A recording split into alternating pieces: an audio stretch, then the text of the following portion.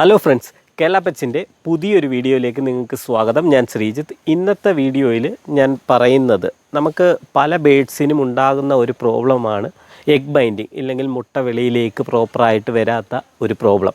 ഇതെങ്ങനെ നമുക്ക് സോൾവ് ചെയ്യാൻ പറ്റും, എന്തൊക്കെ കാരണം കൊണ്ടാണ് ഈ ഒരു ഇഷ്യൂ ഉണ്ടാകുന്നത് എന്നതിനെ പറ്റിയാണ് ഈ വീഡിയോയിൽ പറയുന്നത്. ഈ വീഡിയോ എല്ലാവർക്കും ഉപകാരപ്പെടുന്ന ഒരു വീഡിയോ തന്നെയായിരിക്കും. ഇതേപോലെ ഇൻഫോർമേറ്റീവ് ആയിട്ടുള്ള വീഡിയോകൾ ലഭിക്കുന്നതിനായിട്ട് ഈ ചാനൽ സബ്സ്ക്രൈബ് ചെയ്ത് എന്നെയും ചാനലിനെയും സപ്പോർട്ട് ചെയ്യുക.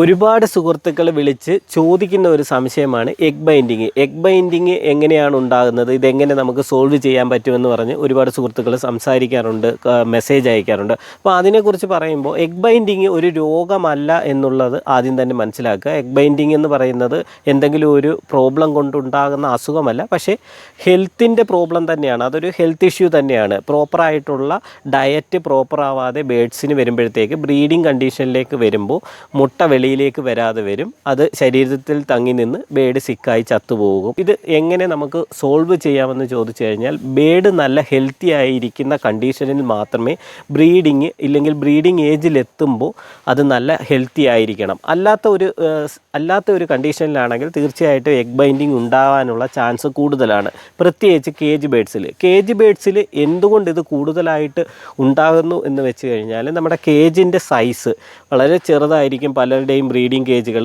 1.5 അടി നീളമായിരിക്കും അതിനുണ്ടായിരിക്കുന്നത്.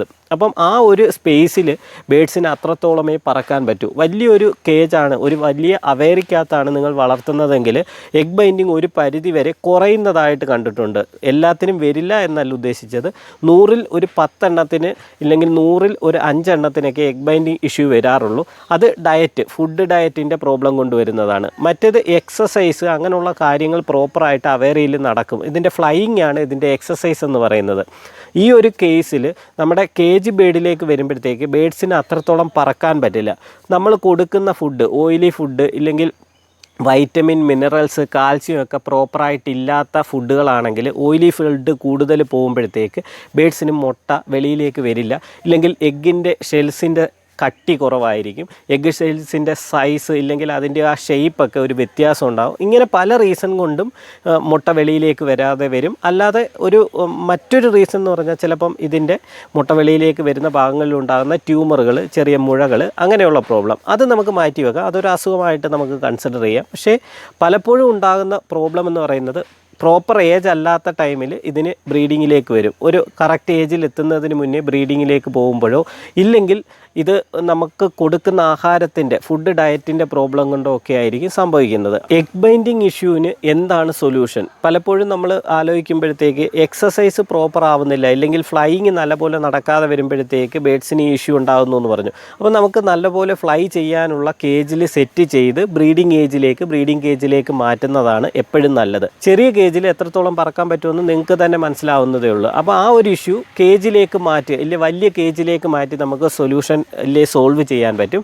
മറ്റൊരു പ്രോബ്ലം എന്ന് പറയുന്നത് ഏജാണ്. അത് തീരെ പൊടി ഏജിൽ ബ്രീഡിംഗ് കേജൊക്കെ സെറ്റ് ചെയ്ത് ബ്രീഡിങ്ങിന് വേണ്ടിയിട്ട് സെറ്റ് ചെയ്യുകയാണെങ്കിൽ, ഇല്ലെങ്കിൽ അതിൻ്റെ ആ ബ്രീഡിംഗ് ഏജിൽ തന്നെ ഇതിന് ബ്രീഡിങ്ങിന് വേണ്ടിയിട്ട് പോവുകയാണെങ്കിൽ, നമ്മൾ നല്ല ഫുഡ് ഡയറ്റ്, ഓയിലി ഫുഡ് കുറച്ച്, കൊളസ്ട്രോളിൻ്റെ കണ്ടൻറ്റ് ശരീരത്തിൽ കുറച്ച്, നല്ല dry seed, crushed vegetables, sprout, ഇതെല്ലാം കൊടുത്ത്, എഗ് ഫുഡെല്ലാം കൊടുക്കുക. ഇത് പ്രോപ്പറായിട്ട് കൊടുത്ത് ഇതിന് നല്ല ഡയറ്റെല്ലാം ചെയ്ത്, ഫുഡ് ഡയറ്റാണ് ഇതിൻ്റെ പ്രധാന ഘടകം, ഇതെല്ലാം ചെയ്ത് പ്രോപ്പറാക്കി എടുക്കുകയാണെങ്കിൽ ബേഡ് നല്ല ഹെൽത്തി ആയിരിക്കും. ആ സമയത്ത് എഗ് ബൈൻഡിങ് ഉണ്ടാകില്ല. ഇങ്ങനെ നമുക്ക് സോൾവ് ചെയ്ത് എടുക്കാനൊക്കും. പിന്നീട് ഒരു കേസ് എന്ന് പറഞ്ഞാൽ, എഗ് ബൈൻഡിങ് വന്ന ബേഡിനെ നമുക്ക് എങ്ങനെ എടുക്കാൻ പറ്റുമെന്നതാണ്. എടുക്കാവുന്നത് വളരെ ഡിഫിക്കൽട്ടായിട്ടുള്ള ഒരു കാര്യമാണ്. കാര്യം നിങ്ങൾ സെൽഫായിട്ട് ചെയ്ത് കഴിഞ്ഞാൽ ചിലപ്പം നടക്കില്ല, അത് പ്രോപ്പറായി കിട്ടില്ല, ബേഡ് ചത്തുപോകുന്നതായിട്ട് കണ്ടിട്ടുണ്ട്. അപ്പോൾ അത് ഞാൻ ആ വീഡിയോയുടെ ലാസ്റ്റിൽ അത് എങ്ങനെയാണ് ചെയ്യുന്നതെന്ന് പറയാം. ഇല്ലെങ്കിൽ അതിന് ഒരു വീഡിയോ തന്നെ ഇട്ട് നിങ്ങൾക്ക് കാണിച്ചു തരാം. അതേ കണക്ക് ആണ് ചെയ്യേണ്ടത്. അപ്പം ആ സമയത്ത് നല്ലപോലെ ബേഡിനെ കെയർഫുള്ളായിട്ട് മെയിൻറ്റെയിൻ ചെയ്ത് വേണം ചെയ്യാൻ. അല്ലാത്ത കേസിൽ ബേഡ് ചത്തുപോകും. അതിനുശേഷം ഈ എഗ്ഗ് വെളിയിൽ എടുത്തതിന് ശേഷവും ബേഡിന് ഒരു സപ്പോർട്ട് എന്നുള്ള രീതിയിൽ ചൂടിട്ട് കൊടുക്കണം. നല്ല കാൽസ്യം, വൈറ്റമിൻ സപ്ലിമെൻറ്റുകൾ തന്നെ വാങ്ങിച്ചു കൊടുക്കണം. ഫുഡ് നല്ലപോലെ കൊടുക്കണം. പിന്നീട് ഉടനെ തന്നെ ഇതിനെ ബ്രീഡിങ്ങിന് വേണ്ടി സെറ്റ് ചെയ്യൽ കുറച്ചൊരു വലിയ കേജിലേക്ക് മാറ്റി നല്ലപോലെ ഫ്ലൈ ചെയ്യാനും നല്ലപോലെ ട്രീറ്റ് ചെയ്ത് എടുത്തതിന് ശേഷം, ഏകദേശം ഒരു 2-3 മാസം നിങ്ങൾ വെയിറ്റ് ചെയ്തതിന് ശേഷം വേണം ഇതിനെ പിന്നീട് ബ്രീഡിങ്ങിന് വേണ്ടിയിട്ട് സെറ്റ് ചെയ്യാം.